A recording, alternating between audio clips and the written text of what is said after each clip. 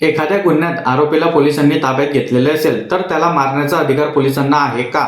जाणून घ्या सविस्तर कायदा. आरोपी गुन्हेगार आहे असा पोलिसांना संशय असेल व त्या आधारे त्यांनी त्याला ताब्यात घेतलेले असेल तर त्याला मारण्याचा अधिकार पोलिसांना नाही. आरोपीने गुन्हा केला आहे की नाही व त्याला काय शिक्षा द्यावी हा सर्वस्वी अधिकार कोर्टाचा आहे. पोलिसांचे काम आरोपीला ताब्यात घेणे, चौकशी करणे, गुन्ह्याचा तपास करणे व आरोपीला कोर्टासमोर हजर करणे एवढेच आहे.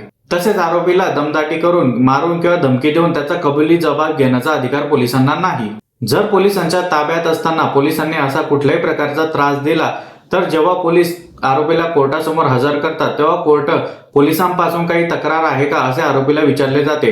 तेव्हा आरोपीने या सर्व कृत्यांबाबत कोर्टाला सांगणे गरजेचे आहे. लक्षात ठेवा, पोलिसांच्या ताब्यात असलेल्या व्यक्तीच्या सुरक्षेची जबाबदारी सुद्धा पोलिसांचीच असते.